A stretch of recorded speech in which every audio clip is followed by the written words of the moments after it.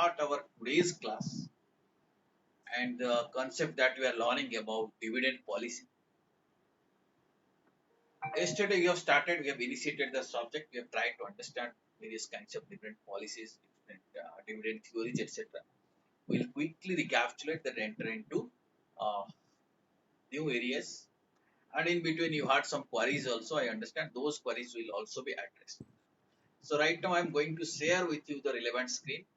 Just wait a minute till the time I'll be able to share the screen. Just wait a minute.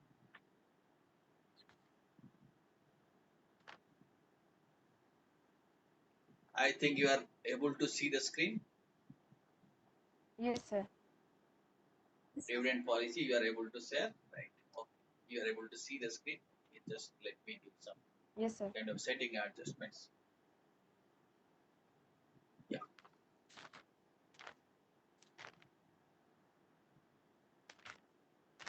So we have understood the concept of dividend. We know this is decisions are taken when we talk about the dividend policy. We take a policy decision about how much is to be retained by the company and how much is to be distributed to the shareholders.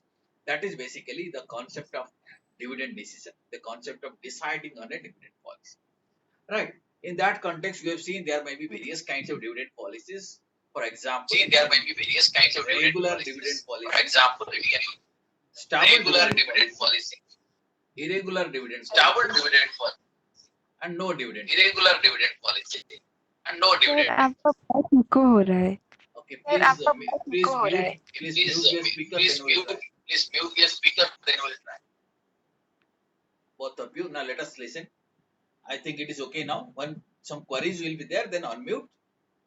Then we'll see. Okay. In case some queries are there, just unmute and speak to me. Because when you are unmuting, we are getting the echo noise. Well, friends, so we'll continue our discussion. So these are the various types of dividend policies: regular, stable, irregular, and no dividend policy. In case you have some query, you may unmute and speak, but immediately again mute your speakers. Otherwise, we are getting the echo sound. What is regular dividend policy? Okay What is stable dividend policy? What is irregular dividend policy? What is no dividend policy? All these concepts have been discussed in your last class. Okay, I think you have remembered. Otherwise, you can go to the videos which are uploaded and you can see those videos and can recall that thing. And what are the determinants or constraints of dividend policy? Various points are there. We have discussed all these points: legal consideration, stability of earning, opportunities for reinvestment and growth, financial considerations, cash flows, level of inflation, all these things, effect on. Paper profit means what Yeah, what is your question? Paper profit Paper profit means book profit. Okay, that means that is not the actual profit, but in accounting, in accounting books, we have been able to show some kind of profit. It's not exactly cash profit. Okay, in the context of dividend policy, what we call as the paper profit, that means what I was explaining you in our previous classes. That means what is exactly happening. Take an example of the depreciation, right? In the company's book, we provide depreciation on the historical cost of the asset. Asset might have been Cost of the purchased asset. some Asset time might have been ago purchased when some the time price ago was less when the price was less and depreciation was charged on that. and depreciation was charged on that.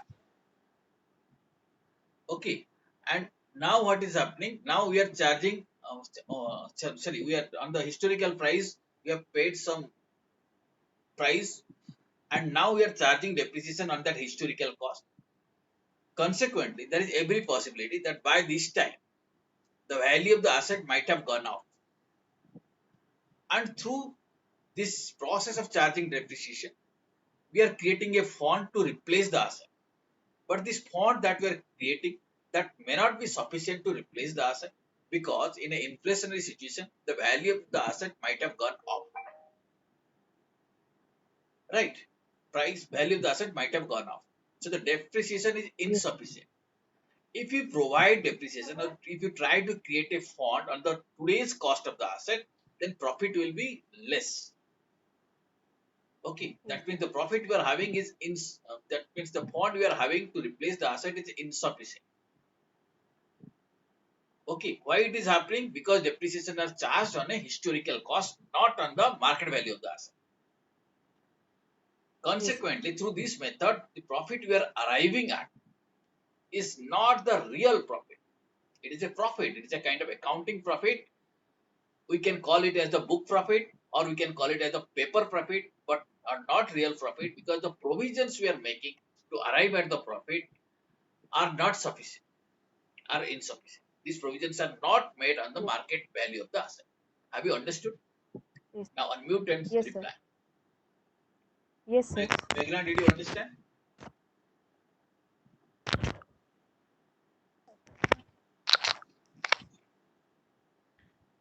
Okay, I think this point is clear. You have understood what is paper profit? Okay, I think this point is clear. You have understood Sir. what is paper profit? Yes, sir.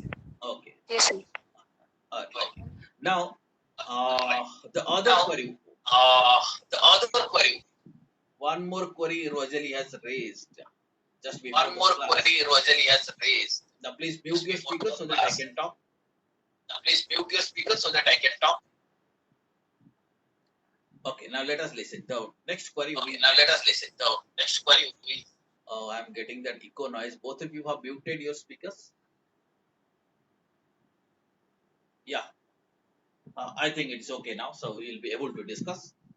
Uh, yeah, what we're discussing, that there is one more query which was raised by Rosalie, that how come it is possible that the declaration of dividend might be beneficial to some of the shareholders or some of the investors, but may not be beneficial to the other shareholders. Okay, we need to understand this concept. You see, uh, there are many reasons on the many grounds we can say for one shareholder a particular dividend might be beneficial, other shareholder it may not be beneficial. Now, one example I'm just telling you. Suppose you can say one shareholder has got an opportunity to earn at a particular rate. Suppose, let us take an example. One shareholder has got an opportunity or has got a chance that if he'll receive some money, he can earn at the rate of 25%. 25% per annum he can earn. So if that kind of shareholder receives the dividend, then he knows he can maximize, he can bring a income on that dividend at the rate of 25%. But let us say another shareholder who has got opportunity to earn at the rate of 10% or to earn at the rate of 5%. Let us say he has got an opportunity to earn the income at the rate of 5%. If he gets dividend, then what will happen? He can maximum earn at the rate of 5%. So one shareholder is capable of earning at 25%. Another shareholder is capable of earning at the rate of 5%. Right? But let us say if dividends are kept with the company, let us say company can grow at the rate of 15%. Understood? Are you understanding the situation? Company can grow at the rate of 15%. One shareholder can earn at the rate of 25%. Another shareholder can earn at the rate of 5%. If that is the situation, the person who is capable of earning 5% only, you will see, okay, dividend should not be declared. Because if it is kept in the company, company is growing at the rate of 15%, which is better for him because he is a shareholder of the company. Ultimately, his shares value is getting maximum. But the shareholder who is capable of earning 25%, what you will feel? Okay, you will feel that better I should receive dividend. So that company is going at 15%, but if the same money is kept by me, then what he can do? He can earn at the rate of 25%. Therefore, the payment of dividend has different impact on different kind of shareholders. I think point is clarified. Then you now please unmute your speaker and reply me whether you have understood or not. Sir लेकिन एक company कैसे different different person के dividend declare कर सकता है? नहीं नहीं, different person के लिए मतलब डिफरेंट डिविडेंड डिक्लेयर नहीं कर सकता. A particular dividend will be declared, but that might be beneficial for one shareholder, may not be beneficial for another shareholder. But it's not possible that two different kind of different dividends can be declared.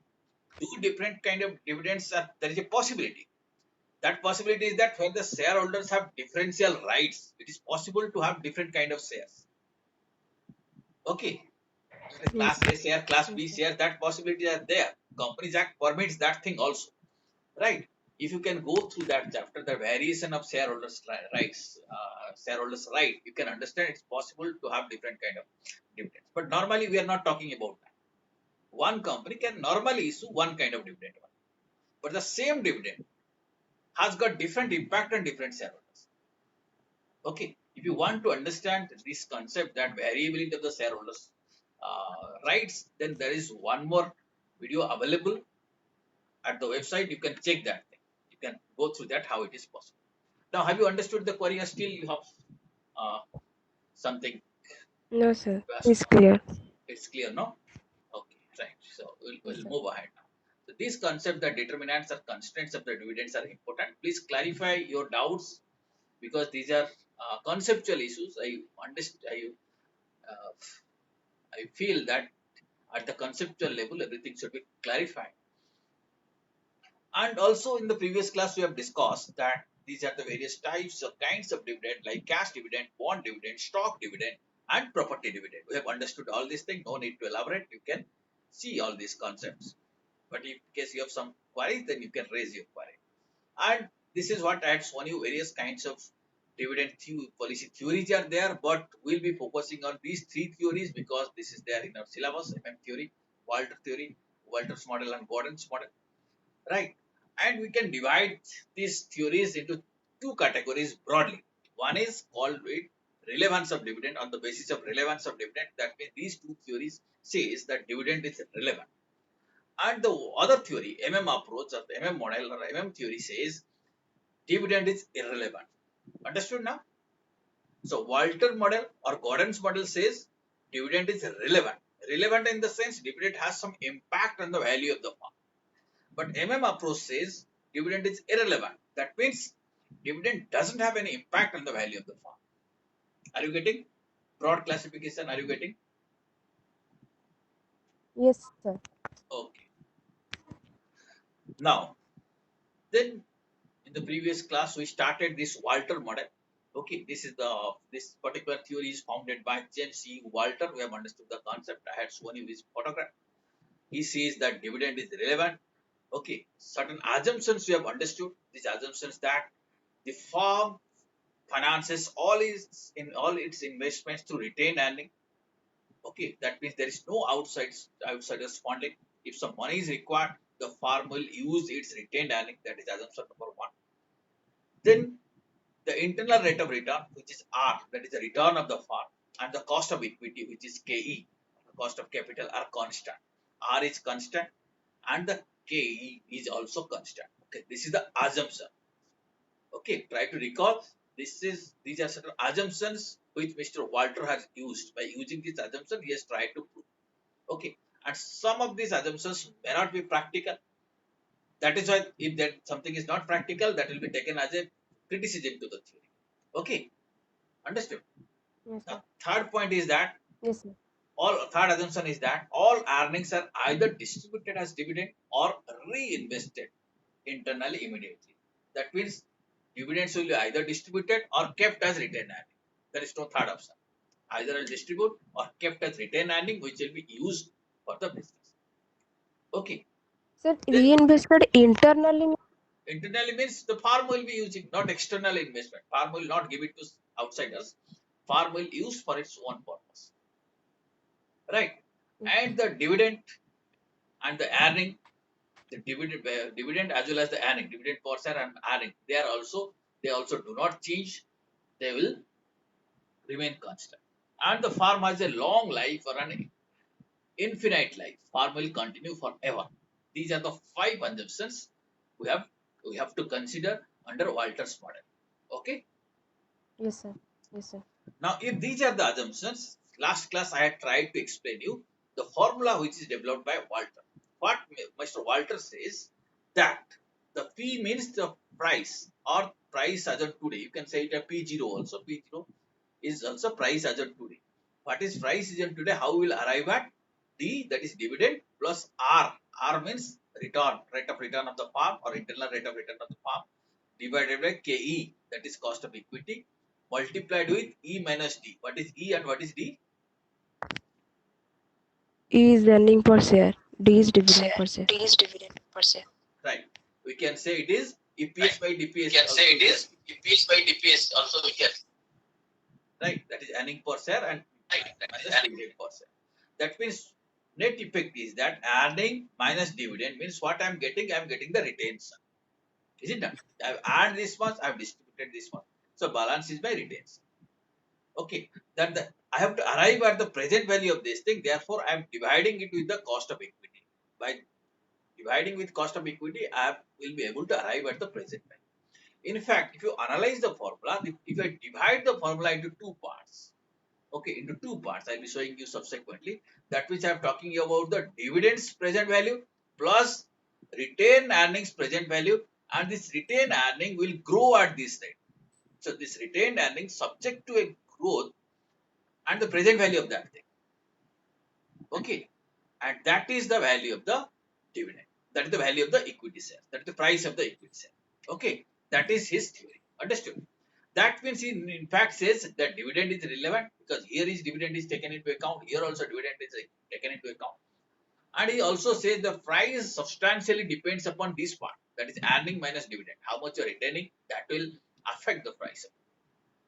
I think you have understood this concept.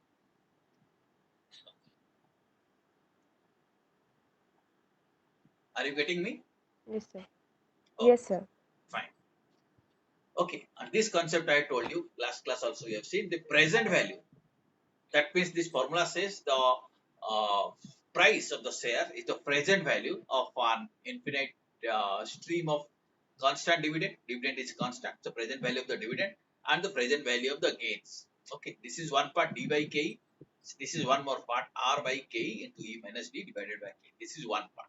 So these two factors or these two elements contribute towards arrival of the price, arrival of the share price. This is what that theory says.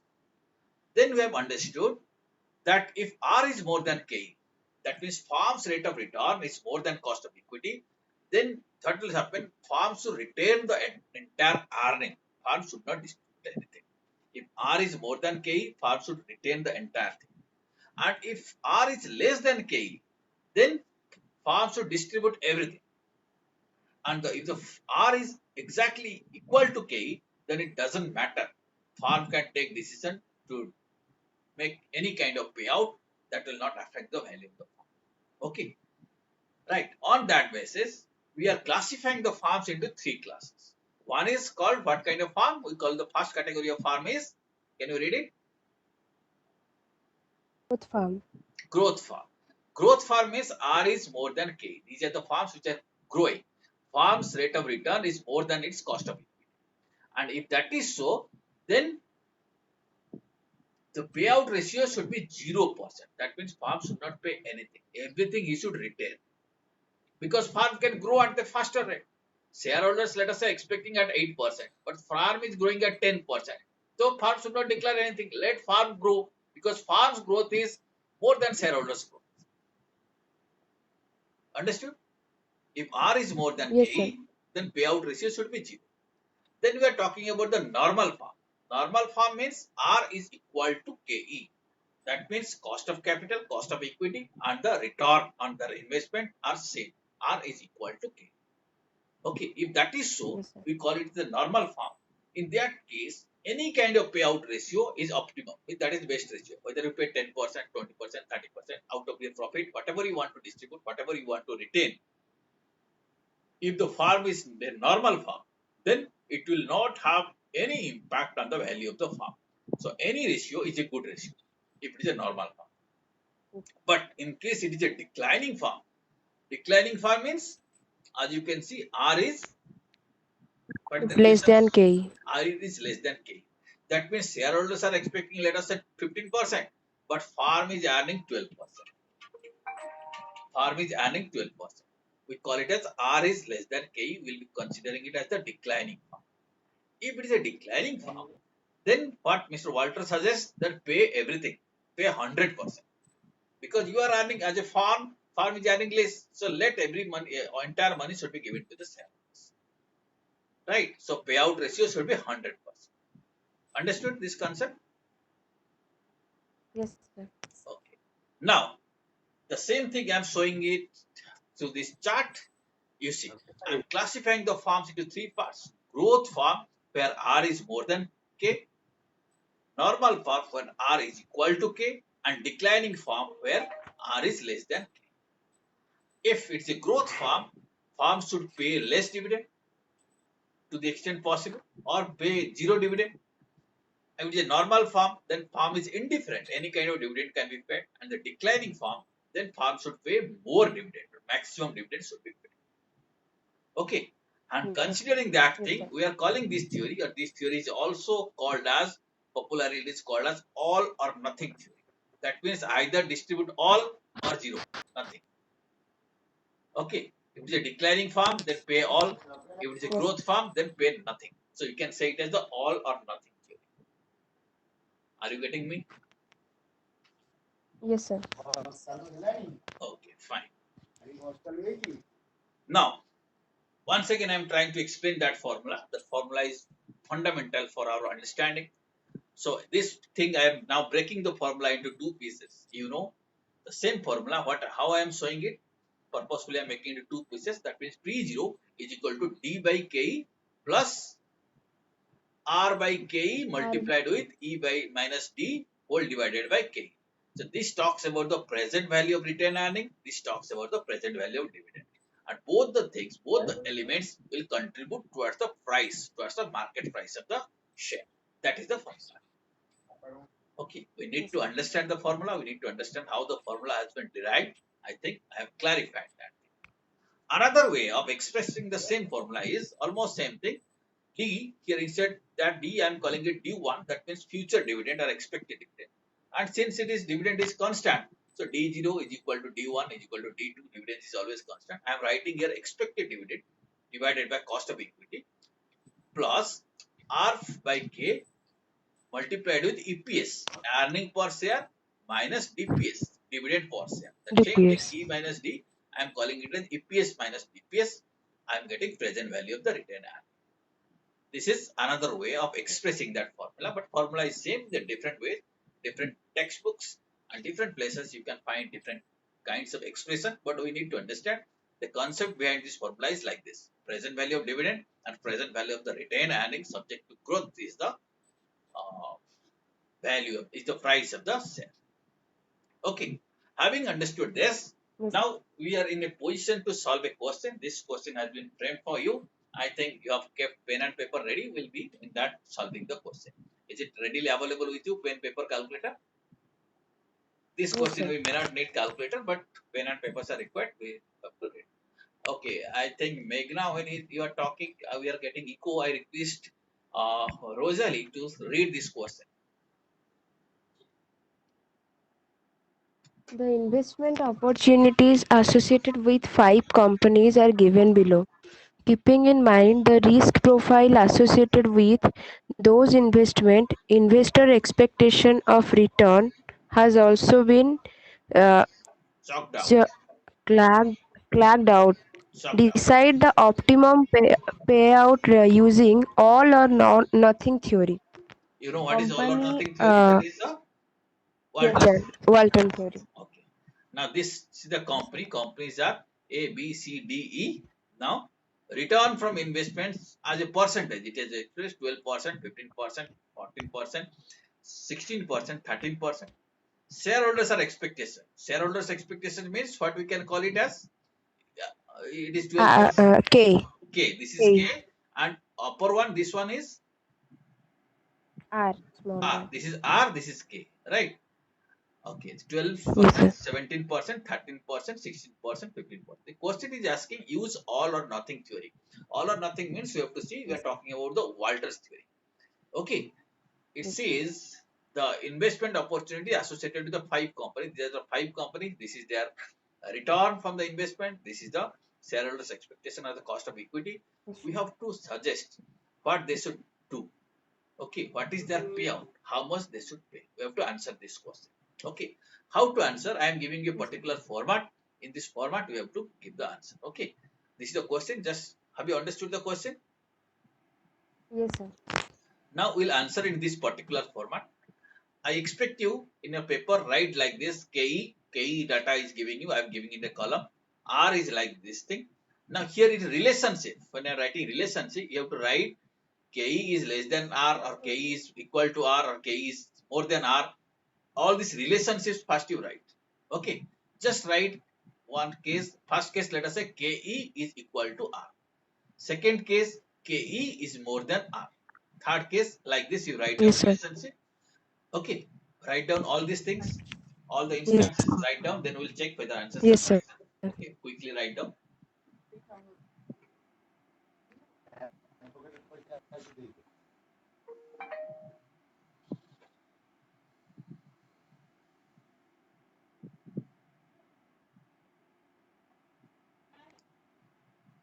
Is it over?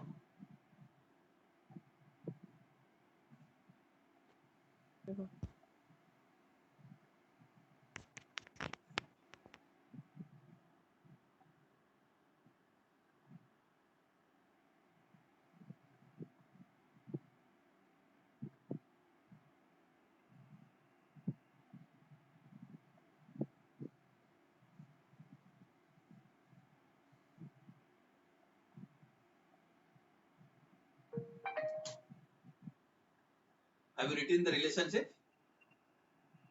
Yes, sir. Okay, now next column you write company type. That means identify whether it's a normal company or growing company or a declining company. Okay, just write down on the basis of relationship. You have to take a decision whether it is a growing company, normal company, or declining company. By seeing the relationship, please write down your answers.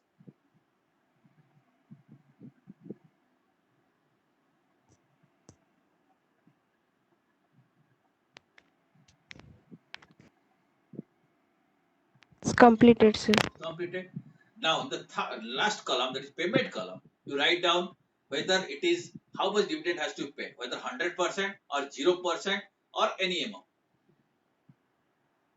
or any percent, 100%, 0% or any percent. You have to write down.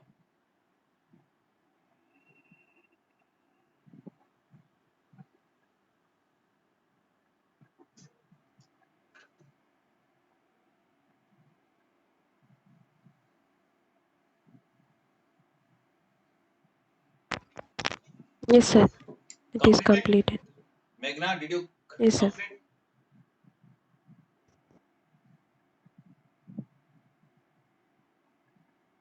Okay. If you have completed, okay. Now I'm showing you the answer. Please check whether you are right or wrong.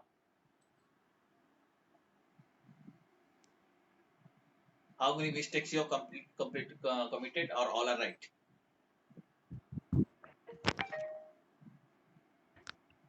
All are right. Very good. And let me tell you, this is one of the questions which is asked in one of the professional examinations. Okay. You see, very simple questions. If you know the concept of Walter's model, you can very easily take a decision by applying all or nothing theory, that how much dividend has to be distributed. Okay, good that you have done it correctly. Now that gives us an assurance that you have understood at a conceptual level the theory. But the next question we are going to move. Now again, you have to read this question. Question number 2. Please, Rosalie, you read it. Earning per share of a company is rupees 10. Its internal rate of return is 15% and the capitalization rate of risk class is 12.5%. Now tell If me what is Walter's R, what is model is K? used, What is R, what is K? R is 15% and K is Okay, 12.5%. okay. Now proceed. If Walter's model is used, first question is what shall be the optimum payout ratio of firm? And the second question is what would be the price per share at this payout? Third question is how will the price change if a different payout is employed? Okay, so now let me explain you this question. Question is a very simple question. Earning per share is 10%. So this earning has to be partly this earning has to be distributed, partly it to be retained. Company earns at the rate of Yes, sir. 15%, R is 15%, capitalization rate is 12%, KE is 12%. Okay, we have to decide what is the optimum payout ratio. What would be the price per share at this payout? What Okay, first we'll decide what is the optimum payout ratio.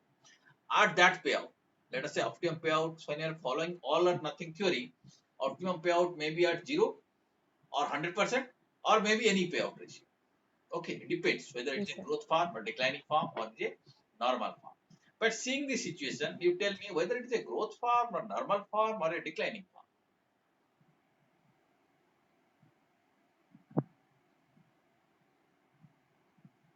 It is a growth farm. Growth farm, because farm's earning is 15%, cost of capital is 12%, 12.5%. So cost is less, earning is more. It's a growing. In case of growing farm, what should be the dividend structure? How much? What should be the ideal payout? 0, Growth farm, 0 point. zero. So that means the first question it is asking, if zero payout ratio is there, what will be the value of the farm? What will be the share price of the farm? So you have to apply that formula. That formula you have used. Yes, sir. Okay. So by Yes, sir. applying that formula, you have to solve the question. Again, I am giving a structure to solve this question. Structure is like this. Since R is more than K, the entire earnings should be retained. Okay, that is zero should be distributed. Payout should be zero. You are also saying the same thing. So no dividend payment. Dividend is zero. If dividend is zero, you have to apply the formula. Formula D by K plus R by K into EPS minus DPS EPS divided by K. Now divided apply this formula. Arrive at what is the price of the farm. Please try. Use your calculator. Dividend is zero. So 0 by K plus R by K. EPS let me tell you what is the EPS. EPS is rupees 10. EPS is 0 divided by K. Okay, there are multiplications, there are divisions, there are subtractions. So you have to properly solve this question. There should not be any kind of arithmetical error. You need to understand then when you have to do multiplication, when you have to do subtraction, when you have to do division, there should not be any kind of arithmetical error. Please solve this question and tell me what should be the price of this share.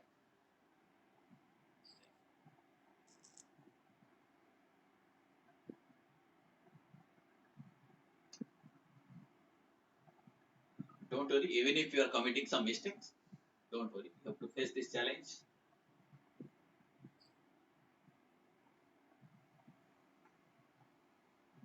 Have you done it?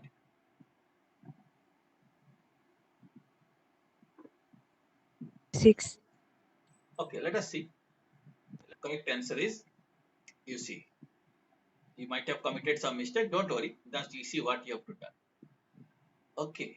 First is dividend is 0 divided by KE. Yes, sir. What is the KE you see? 12.5% means 0.125. 0.15. You might have committed some mistake here. This is a lesson for you. You have done it correctly or there is a mistake?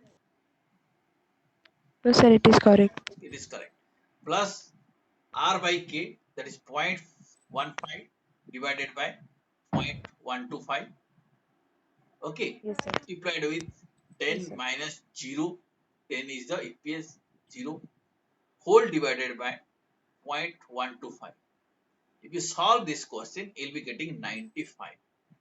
So first part is of course 0. Second part you have to see first. Okay, you have to solve it. I think you are able to do it. 96. Your answer is 96 or 6? 96. 96. That's correct answer. Okay, Meghna, Yes, now sir. you respond whether you are arriving at the same answer. Yes, sir. Okay, good. Now you see, dividend payout ratio is 0, but this is the price of the share, is it not? 96. Now you Yes, sir. see, what if the payout is 50%?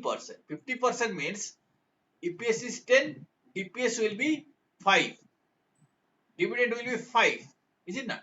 Now solve this question. Yes, yes, sir. Solve this question. Assuming payout ratio rate is 50%.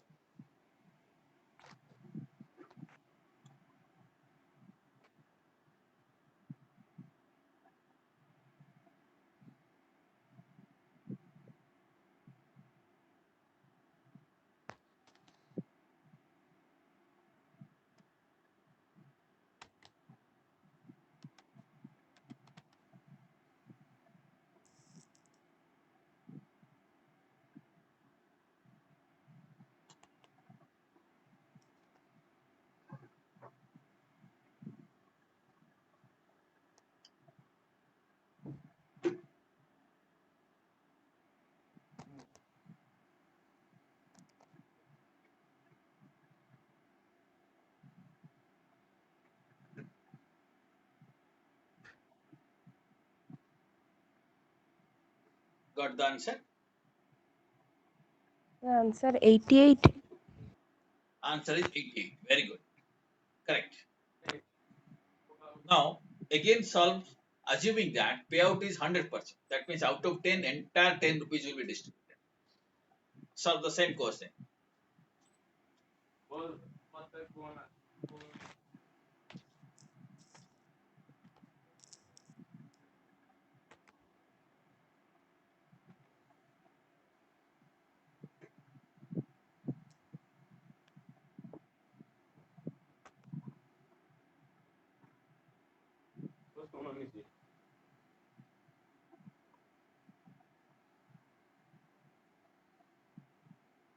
Only 80. Only 80. Right? Answer is 80. Meghna, what is your answer? Yes, sir. 80. 80. Okay. Now you see, when entire amount is retained, that means dividend is 0, share price is 96. You paid 50%, share price is 88. You paid 100%, share price is 80. That means as you keep on increasing your dividend payment, the share price is reducing. Therefore, it is better to keep zero dividend.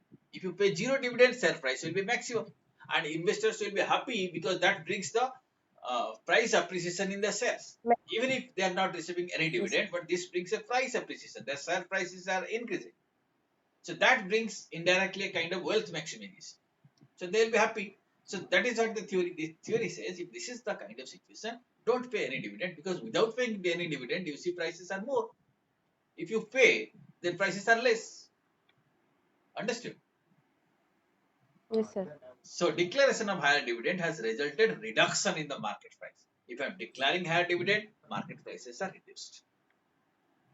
Okay. Okay. Now one more example we'll see. This is in fact an example from the study material. You see, this question says that you see R is 0.12, that is 12%, K is 10%. Okay, earning per share is 4, dividend is 2. Then what is the market price using Walter model? So similar way, if we apply, you can easily do it. The market, it will be, you see the what is the price? 2, that is 2. dividend. Okay. Okay. Then R Yes, by sir. K, 0.2 by 0.10, 0.12 And divided by 0.10, multiplied with EPS by DPS, that is 4 by 2. This Whole by divided DPS, by that is 4 by K. whole divided by K. Finally, we are getting figure 44. Finally, we are getting figure 44. 44. That is Okay.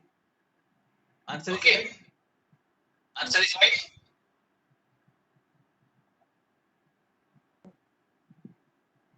Fine. Now, yes, sir. okay. Now, next, the same question is asking, what if the payout ratio is 0, that instead of 2, I am paying 0. If you see, if I am making 0, price is 48. Okay. Now tell me, by not paying dividend, value has been increased. That means share price has been increased. Not paying dividend, paying 50% dividend is 44. Not paying dividend is 48. Yes, sir. Now tell me why it is, 48. why this is happening. Because in second case, dividend is 0. Dividend is 0, but why share prices are increasing? What is the main reason? Primary reason for that, or what is the fundamental reason for that? So the fundamental reason is R that you is, see R is more than K. yes, sir. If R is more than K, it is a Yes, growth sir. farm. A growth farm, you should not pay any Yes, sir. dividend. That is one. Okay. Yes, sir. Now, if it is reverse, let us say R is not more than K, this different situation I am taking, I am saying R is 8%. Okay, R is 8%. If you apply, then you will get that price is 36 if I pay 50% dividend.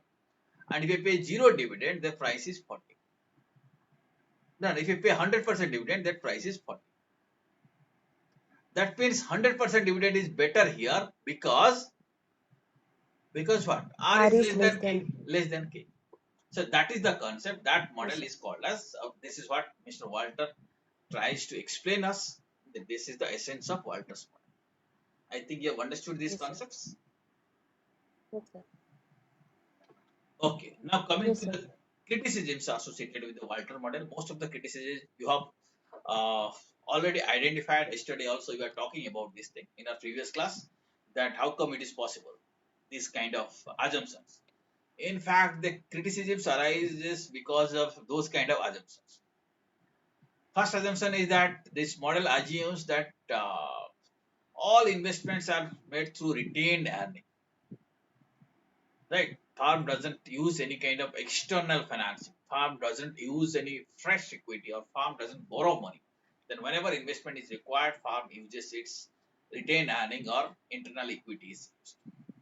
Okay, and the criticism to this theory is that if that is the kind of situation, farm is not borrowing, farm is not using external finance, then farm is not using its investment opportunities. That means the investment opportunities are suboptimal. That means all optimal use of the funds has not been made, or all top. That means the possibility of opting for a optimal investment has not been made. Okay, Yes, sir. this kind of situation Yes, sir. happens when the farm's investment uh, is considered as suboptimal. That means less than the, or you can say lower than the optimal capability, because farm is using only its Yes, own sir. fund. Farm is not using borrowed fund or external finance which farm could use.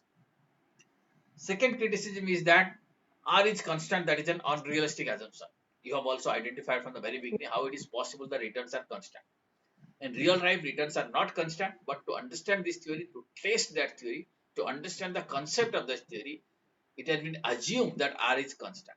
Assuming R is constant, we are trying to prove that this kind of farm, for the growth farms, should not give any dividend.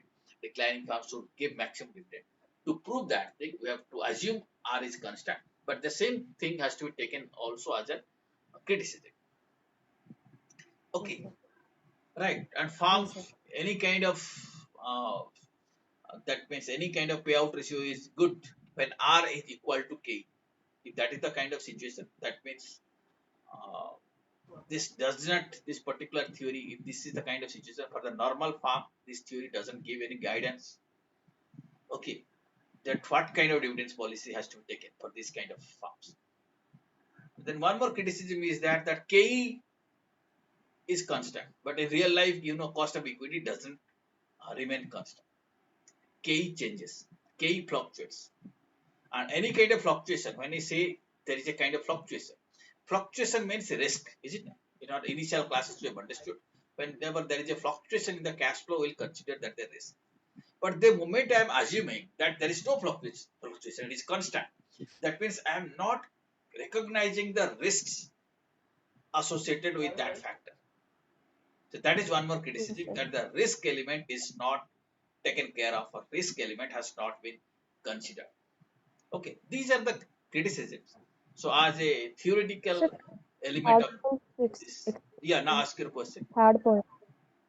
Sir, Third third point. point, please explain. Okay. Okay, you have understood that three different kinds of farm: growth farm, declining farm, and the Yes, normal sir. farm. What will happen to Normal the farm. normal Yes, farm? sir. If the farm is a normal farm where R is equal to K, that means Okay. what? Yes, sir. What you should do? We know any kind of dividend will do. If you try, if R is Yes, equal sir. to K, if you pay 0%, there will be one kind of share value. If you pay Yes, sir. 50%, same value will be there. If you pay 100%, same value will be there. Share prices will be same irrespective of any dividend. Now tell me, if that is so, Yes, sir. how much you should dividend? How much dividend you should declare? 0%, 100%, 50%? Anything will do. So this theory doesn't give us any Yes, guidance how sir. to address the problem in this kind of situation. Okay, theory has no answer. Yes, sir. Theory says Yes, any sir. kind of percentage will do. So that's one of the criticism of this theory. Okay, Yes, sir. Yes, sir. right. Okay, so after with this, that Walter's model we are going to finish, or Walter model is finished. The next model we are going to learn is about the Gordon's model. Okay, we'll keep it for our next class.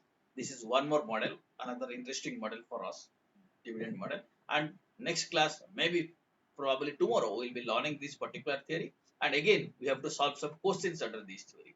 Next class also, be prepared, come with your pens and papers. So we'll be learning this Gordon's model or Gordon's.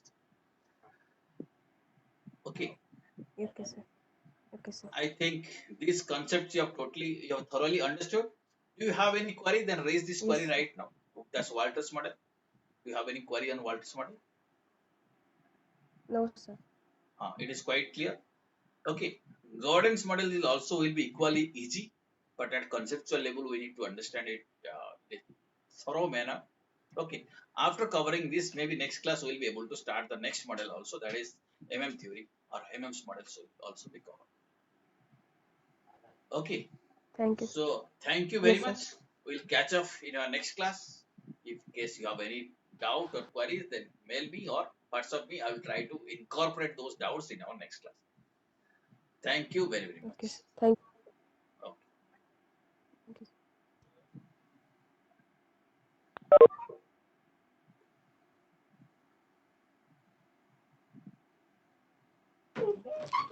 you.